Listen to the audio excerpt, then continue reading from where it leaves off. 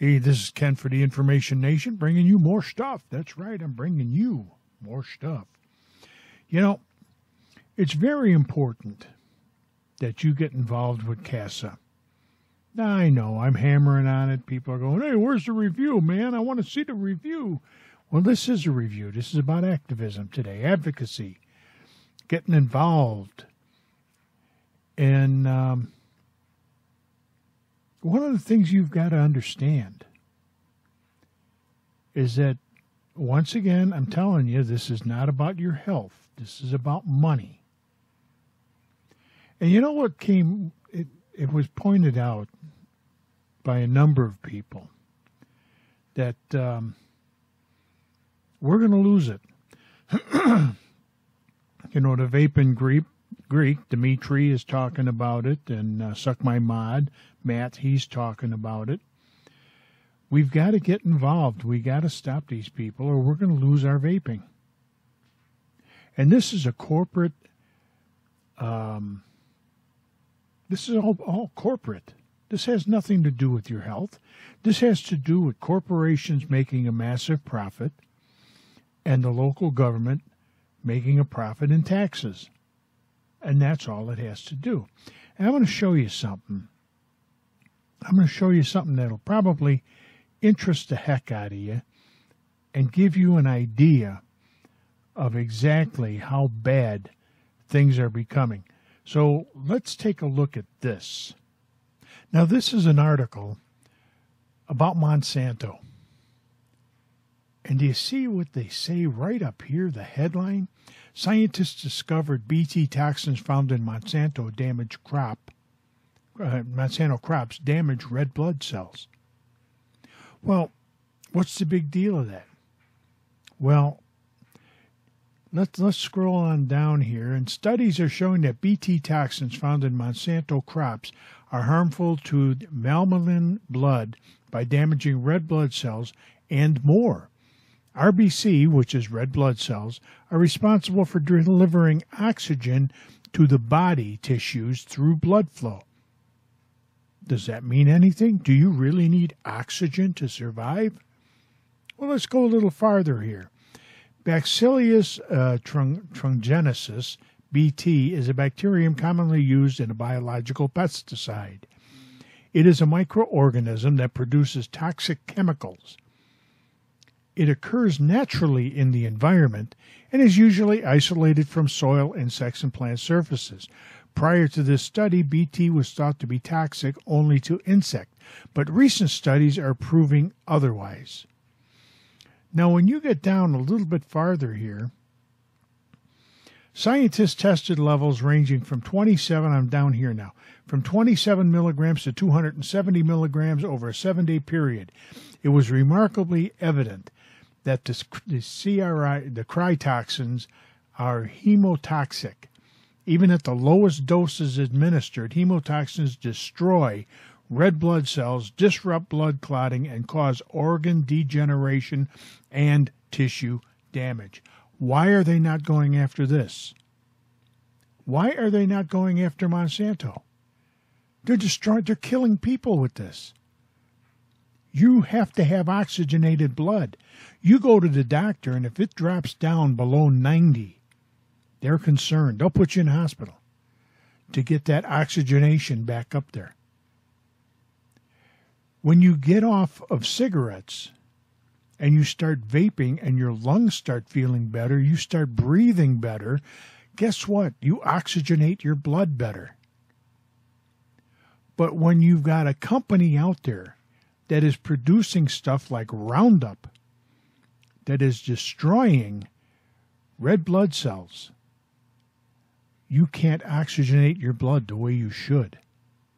But you don't hear anything about that, do you? You don't hear much from the government, from local governments, about what's going on with Roundup and Monsanto and everything else. Monsanto's been a scumbag organization ever since they were started. They care about nothing but their own profits. They don't care about you. They don't care about your family. And neither do the politicians. All they care about is money. But here's what's interesting. They won't go after Monsanto because they are so large. They're massive. People don't understand how big Monsanto really is. That's why you've been seeing all these little things running down at the bottom of the screen there, all these companies that are running by and all the rest of that. You know what that is? Those are companies owned by Monsanto. Now, look at it this way. If Monsanto owns them, don't you think they're going to be using Monsanto products? Which means GMOs, genetically modified organisms that go into crops? And you're ingesting it. You're taking it in. You're feeding this to yourself. Now, I'm not a nut job environmentalist or anything else. I'm just trying to point out the difference between vaping and what they're doing to us, and they claim it's all for health reasons. Health has nothing to do with it. Health has absolutely nothing to do with it. What does have something to do with it is money. Let's get back to some FaceTime. We'll talk a little bit more about this. So anyhow, the other night, I was listening to a rebroadcast of Dimitri's show, and he was talking to some people. And what's interesting is how hard the vaping community is getting hit by every know-nothing politician out there. And it's not that they're stupid, it's they're ill-informed. Because if they are informed and they're doing this anyhow, it's criminal. It's criminal what they're doing to you, what they're doing to me, and every other vapor out there. And they were talking about getting lobbyists. And how some states, state of California, for example, they're beating this stuff back with lobbyists. And they were saying, so somebody was saying that one of the lobbyists only cost them $50,000. Now, to you or me, that's a lot of money. But it's not a lot of money when you get all the vape shops involved and everything else. And if we don't, they're going to shut down the small mom-and-pop vape shops because they're not going to be able to afford to go through the hoop and jump through the hoops that the FDA and the states and local government. They were talking about a simple little thing like a child-proof cap. Here, I got a child-proof cap on this. A child-proof cap. You got to push down in order to open it up. But guess what? If it's not FDA approved, they can't use it. It has to be FDA approved. And that's the thing. Now here you've got some more money that's got to be sent to them along with the cap to get it FDA approved. Other than that, it might cost them, they were saying like 5 cents a bottle, which is nothing. But getting it approved is where the problem is. The same thing, and I told you this before in another video, the same thing right here. Right here. That's less than $1 a watt. But by the time they get done jumping through the hoops and paying the taxes, this is going to cost you about $85, which now it costs you $49 or $45 or $52, depending on who you're buying it from.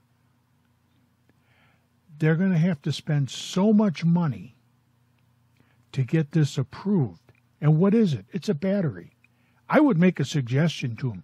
Continue to make this and make it with a little attachment that screws onto the top that turns it into a flashlight. When you push the button, the light goes on. And then just sell it as a flashlight. Hey, what people do with it after that is their own damn business. And think about it. You know, same thing with any of the atomizers. Tanks are going to cost you a fortune. But this is what they're looking to make a real killing on, is the juice, which has less harm than the GMOs that are coming off the farms from Monsanto. I'm sorry, I get that so confused. We have to do something. If you don't fight, nobody's asking you for money. The one guy that was on the radio show was talking to Dimitri, and he said that he went to a rally, and he was disgusted. He was the only consumer to show up, and only only 4 vape shops showed up. This is their business. This is their livelihood. And only 4 showed up. And of all the vapors out there, he was the only one. What does that tell you? That tells me that the vaping community doesn't give a damn. Well, you'd better get off your ass. Because if you don't, you're going to lose your vaping. And I'm going to keep on hammering this on you and keep on hammering it. And I'll bring up comparisons. And when I get some stuff to review, I'll review it. Hey, I want to give a shout out to Vaping with Vic. And the reason I want to do that, Vic just put out a video. It's hilarious. You really ought to see it. It's called Vaping with Vic. And he just completed 1 year smoke-free. He went smoke-free 10 days after I did. Now, he's all the way around on the other side of the world. He's over there in Scotland or Ireland or one of them lands. But he quit on March 28th last year. I quit on March 18th last year. I thought that was pretty good. So I want to give a shout-out to Vic. Hey, if you get a chance, go see his channel. He's a pretty hilarious guy, does great videos. In his latest video where he talks about where he quit vaping, he goes through his whole sequence of when he first started making videos and quitting smoking and what he was vaping on to today. And it is a very entertaining video. I would suggest you go and watch it. But anyhow, that's just my opinion. Hey, this has been Ken for the Information Nation, bringing you more stuff. Subscribe to the channel. Give us a thumbs up. Hey, and don't forget to share this video. Because the more people that see it, maybe the more vapors we can get involved in CASA and talk to your shops and get them involved. But in the meantime, in between time, we got fun. Hey, have a great day.